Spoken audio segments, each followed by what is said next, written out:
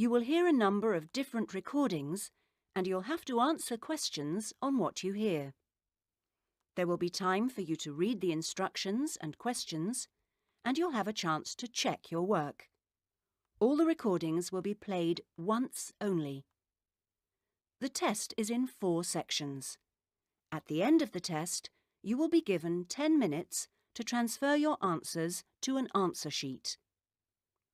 Now turn to Section 1. Section 1.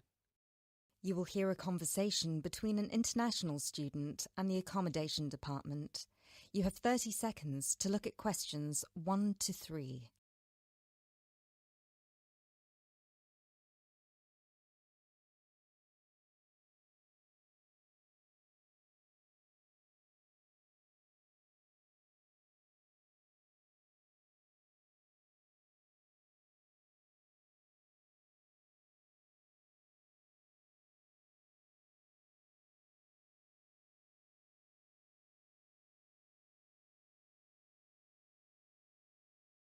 Hello, accommodation department. How can I help you? Do you look after accommodation for international students? Yes, we look after accommodation for all the students. Good. I hope you can help me then. I've only just been accepted onto a postgraduate course, and I want to know if there is any accommodation available from this September. I know it's very short notice. Yes, it is rather late, but I'm sure we'll be able to find you something. First of all, can you give me your name and student number so that I can find you on the system? Sure. My name is Maria Teresa Gonzalez. Maria Teresa Gonzalez. How do you spell that? Gonzalez. Thank you. Got it. And your student number, please?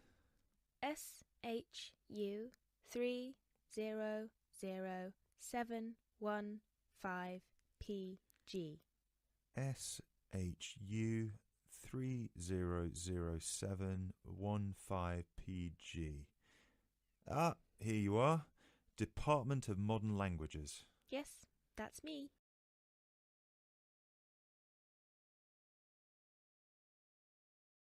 You now have 30 seconds to look at questions 4 to 7.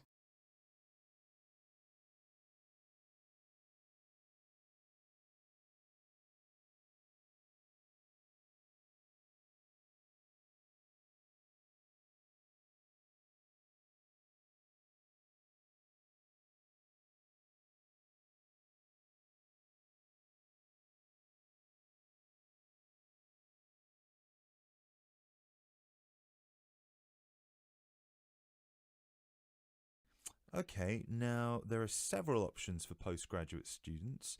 Firstly, there is the Trigon. This is a new block near to the station and not far from the main campus. Accommodation is what we call cluster accommodation. What does that mean? There's a small group of rooms, usually 6, each with its own bathroom clustered around a lounge kitchen area which is shared. Oh, I see. That sounds good. They are very popular. The price for these is £99 per week, and we do have some availability left. However, for postgraduate students, there are other options. And what are they? There's another apartment block called The Cube, located near the west gate of the campus.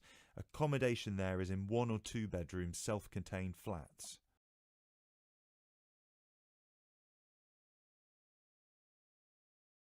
You now have 30 seconds to look at questions 8 to 10.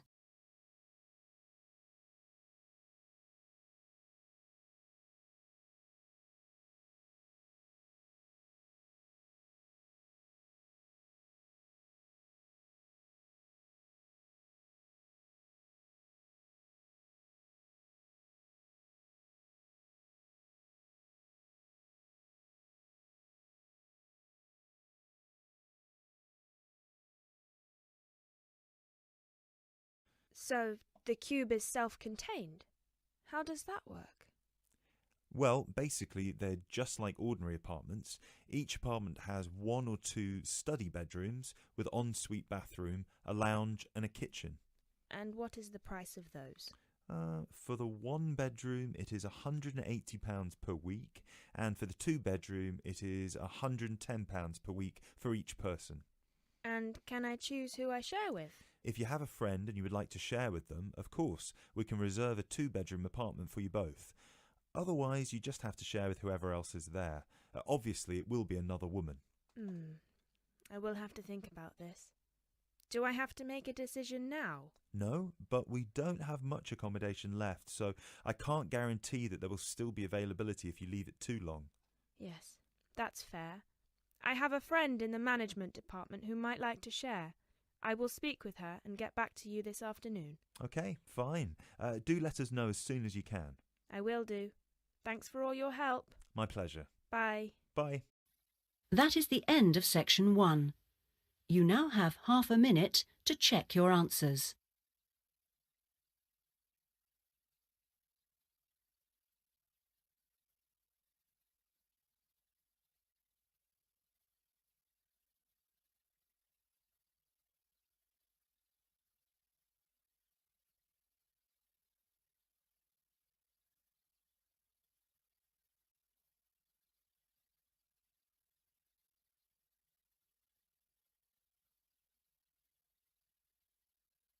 Now turn to section 2. Section 2. You will hear a speech given by the head of a company to some new employees. You have 30 seconds to look at questions 11 to 16.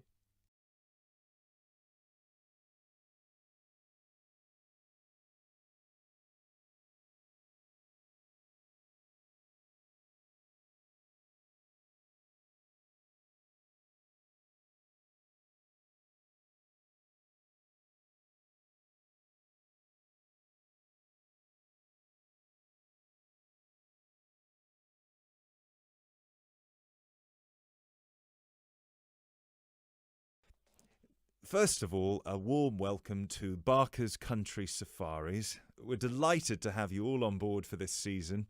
I know you've all been told a bit about the company when you had your job interview, but I thought it would be worth telling you a bit more about ourselves. Barker's was set up 10 years ago by myself, John, and my then girlfriend and now wife, Nancy. We started it initially just as a hobby. We felt that there was a good opportunity to share our love of the countryside in this part of the world with the many visitors who come here. As you know, most people come for the beaches in the summer, but there is so much more to the region, and this is what we wanted to exploit. Nancy and I were born near here, and as teenagers we went climbing, kayaking, whitewater rafting, potholing, and just straightforward walking. This district is in our blood, and we love it. While we were still at university, we started taking small groups of visitors out into the national park in Nancy's brother's old Land Rover. We'd drive them around the back lanes and into the forest. We'd also organise rock climbing tours for friends of friends. Then, each year, without us having to advertise, people came back to us to ask for more excursions and trips. So, 5 years ago, we gave up our other jobs to focus full-time on Barker's Country Safaris.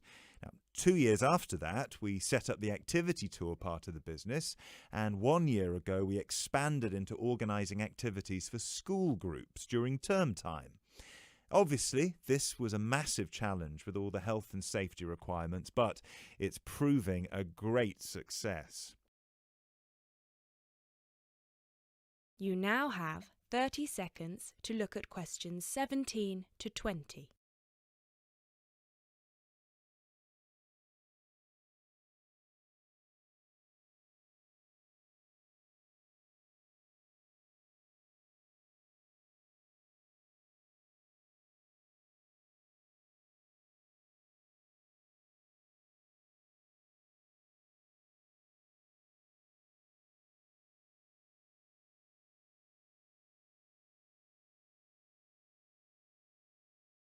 Anyway, we'll certainly not be dealing with school parties during the summer holidays. Our clients for the next 3 months are mostly family parties or groups of friends, and I'd like to talk a bit now about the tours we offer and what your responsibilities will be. Our most popular excursion is the Woodland Tour and Trail. Now, often this is sold out and we have all of our 10 jeeps in convoy with 8 people in each jeep. It's a lot of fun. These tours really offer a taster of what we can provide. So as both driver and guide, it is important that you do a good job here so they come back for the bigger tours. I will talk about the commission package later. As the summer days are so long, we have 3 tours each day, but you will not be expected to work on more than 2 of them. Morning tours start at 8 a.m. and go to midday. Afternoon tours are from 2 p.m. to 6 p.m. and then evening ones 7 p.m. to 11 p.m. All the tours follow the same route and you should have made yourselves familiar with all the key information. This was provided to you in the information pack you were sent when you accepted the job offer. This is important, so if you haven't had time yet, please do so now. Our second most popular tour is the Family Exclusive. Now, this tour is for the whole day and for only one group. Usually it is just one jeep, but sometimes there are 2 if the party is large. These tours go from 10 a.m. till 5 p.m. and include lunch at the Brown Bear in Lower Middleton. We have a number of different routes for these tours as we don't want our premium clients being made to feel that they are part of a large package deal. You'll be told which route to take with your weekly schedule. Now, I'd like to move on to these specialty tour packages. These are the ones that we're keen to book people on once they've done the Woodland Tour and Trail trip. That is the end of section 2. You now have half a minute to check your answers.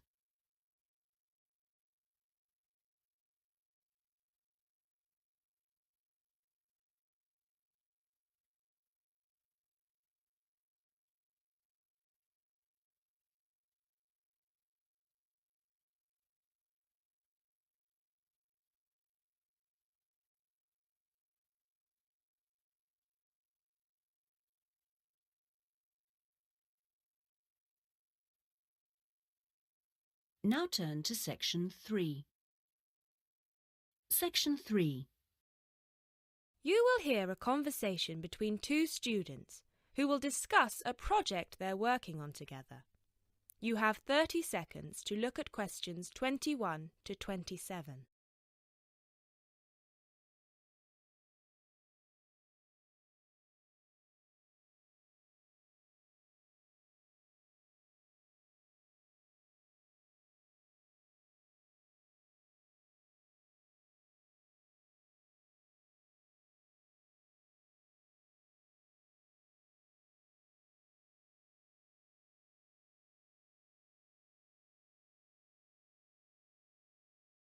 Hey Jess, glad you could make it. We've got a lot to discuss. Hi, Matt. Yes, sorry I'm a bit late. I did bring all my notes with me. Yes, me too. Where shall we start?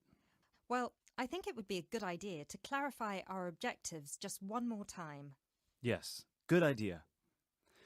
Okay, here we are. We need to record, photograph, and identify the plant species in 10 1-square-meter plots. Does it say anything about where these plots should be and how they should be laid out? Ah, here it is. It says that all the plots need to be no more than 10 meters apart. And how do we choose them? Ah, this is the fun part. I remember this. Here we are. Make a 1-meter square frame using bamboo sticks available from the department stores. Yes, we've already done that.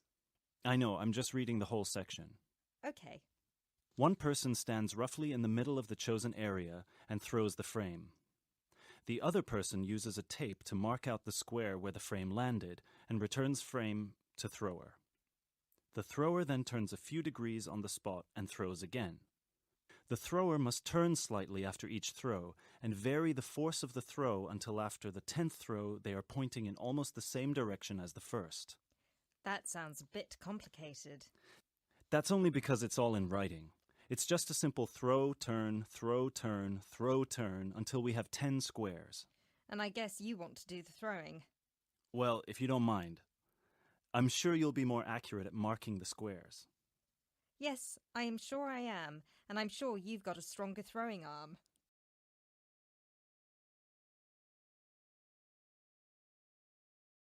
You now have 30 seconds to look at questions 28 to 30.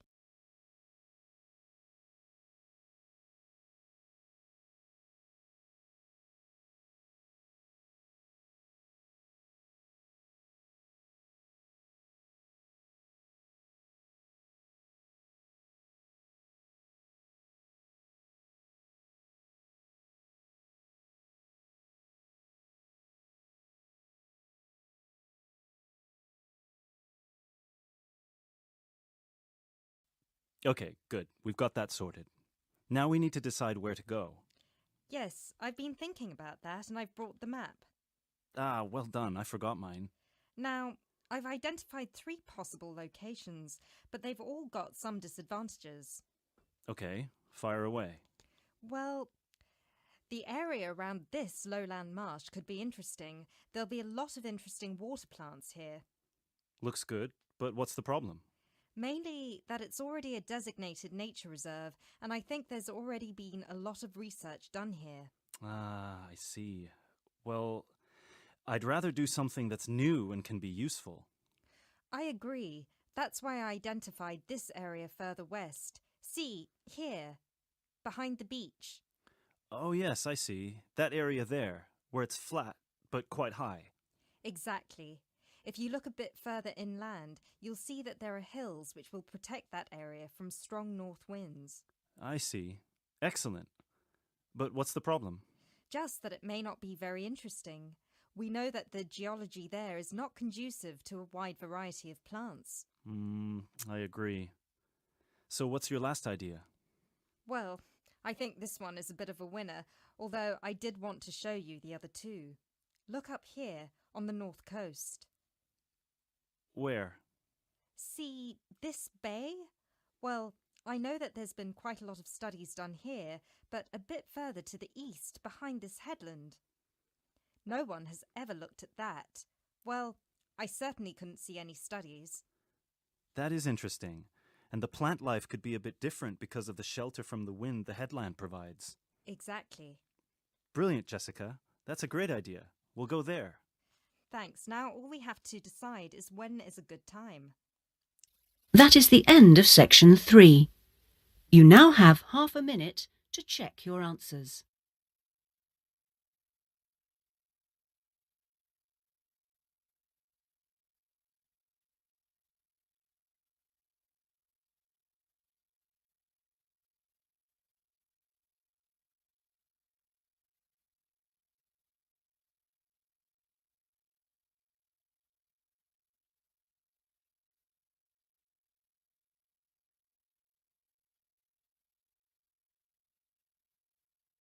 Now turn to section 4. Section 4. You will hear a lecture about geotourism. You have 30 seconds to look at questions 31 to 34.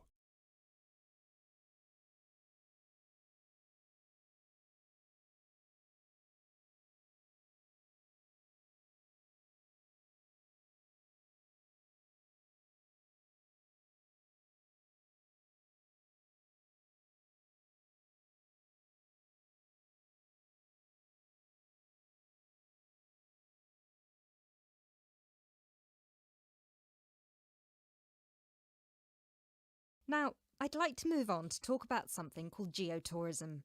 Geotourism is very basically leveraging the benefits of tourism for local communities. I would just like to give you a couple of statistics which are very illustrative of the current situation with regard to young travellers and international tourism. Firstly, tourism has an impact on more people worldwide than any other industry. Indeed, it has an impact on 1 in every 2 people, either directly or indirectly. The second statistic is that in global tourism, there is a 97% economic leakage. This means that if you spend £100 on going on holiday, normally only £3 of that money will actually reach the people who are giving you the services and the accommodation, for example, in the destination. If you put these two figures together, you can understand why some of the regions of the world which have very high levels of tourism still have very high levels of poverty and huge developmental challenges. These countries have this massive industry demanding a huge number of services, but they are not seeing a fair reward for these services. Geotourism is about changing this.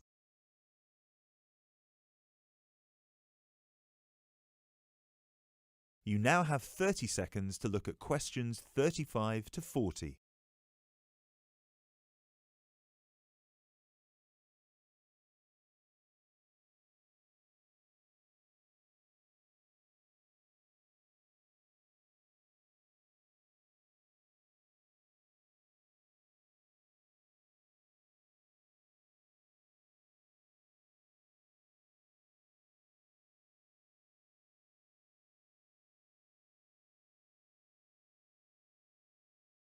Projects are now being developed with financial organisations such as the World Bank.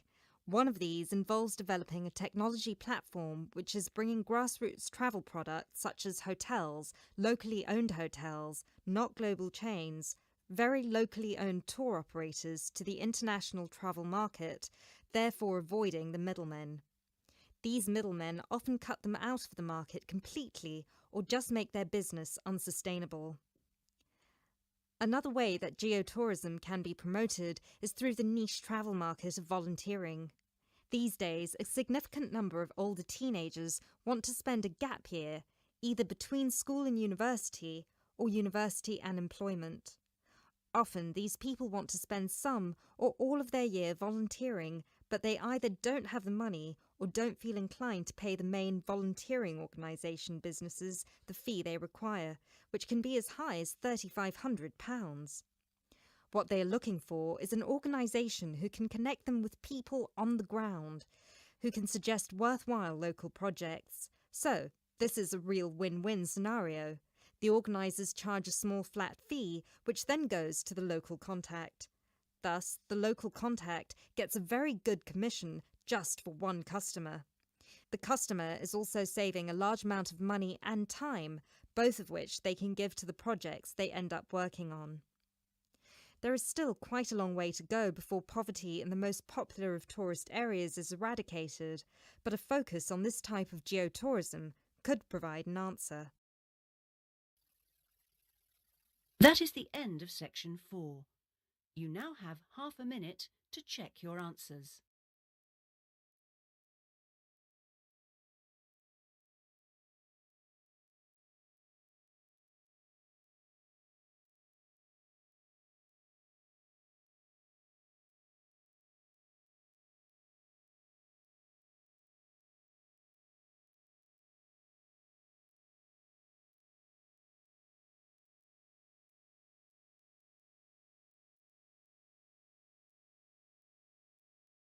That is the end of the listening test.